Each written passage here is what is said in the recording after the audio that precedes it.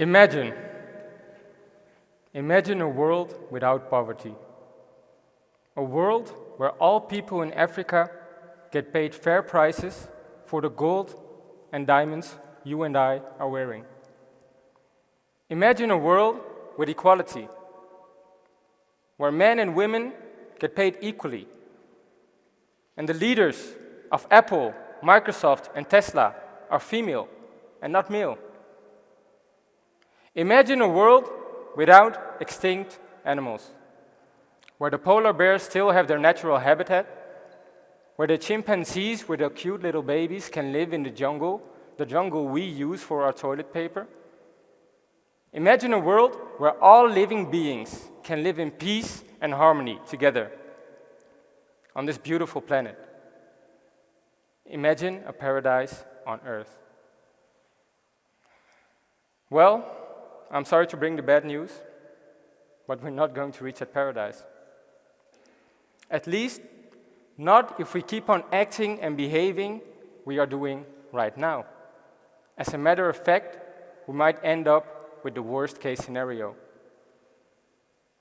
See, I don't want to come across negative or cynical at all, for that matter, because we're doing great things. We're doing amazing things. We're becoming more and more aware of our sustainability. We're buying fair trade products and ecological products. We're trying to save more energy. Organizations are implementing sustainable goals into their business strategy. Governments are trying to help and facilitate people with financial obligations to improve sustainable projects. So we're doing not bad at all, and that should be complimented as well. But we're not doing enough. Living a sustainable life is one thing, but trying to maintain a sustainable life is very difficult. It might even be the most challenging thing we human beings have to do in the 21st century. Psychologically, that is. And I'll explain why in a second. See, I can do a quick survey and ask people about their sustainable lifestyles and why it's so difficult for some people to maintain that lifestyle. Me, myself, find it quite difficult. But thankfully, such a study has already been conducted a couple of years ago. The Healthy and Sustainable Living Study. They asked 25,000 people in 25 different countries about why it's so difficult to maintain a sustainable life. And these were the main reasons that were given. The first one was costs. Well, to live a sustainable life, of course, you have to invest. You have to invest money. Some products are more expensive than others. So, fair enough. The second reason they gave was a lack of support from businesses and governments. We need to know how to act, what to do. We need to be guided into the right direction. We need to be motivated. And that's not always happening in the right way. So, fair enough. And this one is interesting. Living a sustainable life seems to be inconvenient to many people. We need to change our habits and routines, our day-to-day lifestyles. We need to act differently. And we're already very busy. So, yet again, fair enough. Now, the interesting thing is that these arguments have something in common. Because most of the time we think they are based on logical decision-making. They are rational. But it seems many of the decisions we make regarding these arguments aren't always done by logical decision-making. Let me explain that. See, our brain uses two different systems for decision-making. System 1 and System 2. System 1 is very interesting. It happens quite fast, intuitive. It happens unconsciously. It let us act very fast and quickly. As a matter of fact, thanks to this System 1 decision-making, we are here today. From an evolutionary perspective, this saved us many times. Let's say we encounter danger, like a scary tiger. We don't have the time to look at the tiger and think, how fast is that tiger? Should I run to that tree, or is it more smart to hide in that bush? No. We need to think in an instant. And that's when the System 1 comes into play. Now, the system 2 decision-making takes more time. It incorporates rationality, logical thinking, weighing both arguments, the pros and cons. And that system 2, the interesting thing is that we use it, compared to the system 1 thinking, very, very, very often. But here's the catch. Living a sustainable life and the sustainable problems we are facing and challenging nowadays are system 2 problems. They take time, they need rationality, they need logical implications, weighing what's best for us. But we're trying to solve a lot of these system 2 sustainable problems with system 1 thinking. And that's a mistake. What happens is we create cognitive biases. And those cognitive biases, the word sounds difficult, but a cognitive bias is a thinking error, a thinking mistake. And we make those mistakes from a day-to-day basis. I'll show you. The first one is the loss aversion bias. According to the loss aversion biases, we weigh losses way more heavily than equally sized gains, especially when the amount increases. Losses weigh more heavily than equally sized gains. So we're always struggling with gaining something and the impact it has on us versus losing something and the impact it has on us. So many studies have been conducted regarding this topic, very interesting. And it showed that when we give people a certain amount of money in that study, for example, they win a certain amount of money, they'll be satisfied, they'll be happy, it's okay. Okay, I want some money, great. But if they lose that same amount of money, that equal same amount of money, it will be seen as emotionally much more impactful, even though it was the same amount. And therefore, losses are seen more impactful than possible gains, which is very interesting. Now, there's a way to challenge this cognitive bias. It's an interesting way. Gonzalez and his colleagues did a study on this topic, and what they did, they framed messages towards people in a different manner. So rather than telling people, hey, if you use certain energy-saving products or appliances, you could save $100 by the end of the year. Using this LED lamp and this smart heater could save you up to $200 by the end of the year.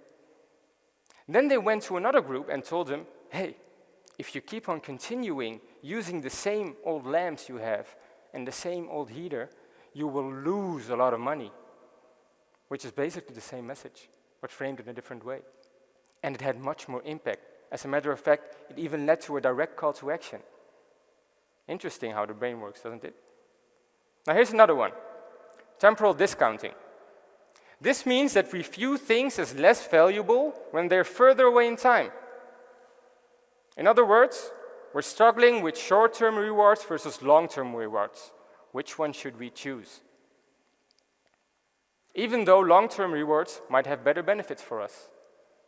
They also did a study on this, and they asked people, would you rather take 100 euros now, or 100 euros, or 120 euros in a week or so? And the majority of people, they didn't even doubt it for a minute. They rather took the 100 euros now, which is very interesting, because the other amount of money would have a greater benefit for them. And we see this also when looking at applying energy or consuming or energy-saving tactics. We don't want to invest in something if we don't know what the benefit might yield in the future. Now, to give you an example, my parents are professional discounters, temporal discounters. They're really good at it. They focus on the now and they tend to forget the future sometimes. And this really happened 2 weeks ago. I already wrote my TED Talk, and this really happened. They got a gift card from the government. And with that gift card, they were able to buy energy-saving products, up to 400 euros. So the next day, they went straight to the store and bought LED lamps and those strips that stop air ventilating, and they even bought a small fridge, an A++ labeled fridge, because they were rewarded immediately. So what we could do, and what study also shows, is that if we immediately reward people for positive actions now, it might be very effective for the future, not only for their own pockets, but also for the environment. Very interesting. Now here's another one. This one is also interesting. The status quo bias. Basically, this bias means that we love to stick to our old habits and patterns.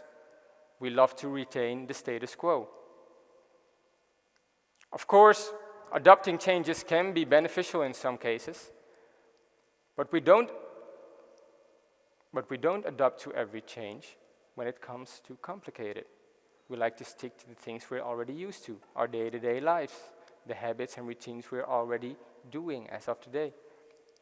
Especially when information increases and things get more complicated, we need to try new things, which takes a lot of time. We need to invest more things, what are new to us. We tend to stick to our own habits that we're already used to and go with the status quo, the things we're already doing. Now, the interesting thing is, remember the fridge my parents bought? When they bought it, they just plugged it in, opened the door, filled it with food, closed the door, and didn't look back at it. Now, the fridge came with a 300-page manual. And I can assure you, they didn't read the manual. I can assure you, many people don't like to read those manuals because it's a lot of text. Me, the nerd I am, went ahead and read the manual. And I found out that the digital screen, by only pressing 2 buttons on the screen, it would already go to eco-friendly mode. It was very easy. But the information presented to them made it very complicated. Well, it was very interesting. Why don't we make some of these ecological information messages much more easy to understand for people? Why not a video? Why not the people selling them, the businesses, explaining to them how simple it is to put the fridge in eco-friendly mode?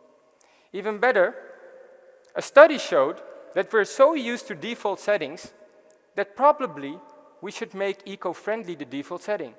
When you buy a TV, it's not already on eco-friendly setting. When you buy a washing machine, it's not on cold water setting already. If this would be done, people would just stick to the default. And if the default was eco-friendly, that would be much more effective. Now, it's interesting because we know we should act and we're trying to do the good things. And as a matter of fact, we're doing already positive things and great things and we're getting there. But the real question is, how do we do it in the right way? What we should do, the first thing what we should do is become more aware of our behavior and how our brain works. I only showed you 3 biases today, but I can assure you there are many, many cognitive biases happening on a day-to-day occurrence. Some of you might even have fallen for one of those biases today when choosing your lunch options. Becoming aware of how our brain works will lead to better actions in the future. Now, the second thing is taking tiny steps rather than go for big failures. Most of the time when we're talking about sustainable and doing something good for the world, we aim for great goals, and that's amazing. No poverty, end all hunger in the world, great sustainable goals. But not being able to achieve a goal because it's too complex is very demotivating. Being able to achieve simple, small tasks is very motivating. Telling people they should work out 6 times a week and follow a very strict diet usually leads to the opposite behavior. And the same goes with sustainability. So I'm not here trying to tell people you need to go vegan or you need to stop taking flights. No, just think about tiny steps you can adjust in your day-to-day routine. Tiny things. Choose one for this week and choose another for another week. If we all in this whole crowd do that today, and the whole of the Netherlands does that also, hopefully tomorrow, and then Europe does that as well, I can assure you we will make larger steps towards that paradise. And the last thing, maybe the most important thing, is we need to create an environment that's encouraging. See, the lack of support from businesses and governments is huge. And they need to show the way to lead by an example. They need to give us the right information. Maybe they should be focusing on immediate rewards. They should be thinking not only on individual behavior, but systems that can help us, human beings, being nudged into the right direction. If we do all those things together, right now, the only thing, we can only imagine a paradise with our brains. But our brains can do much, much more if we use them the right way. So step by step, hopefully, one day, we'll get closer to that paradise. Thank you very much.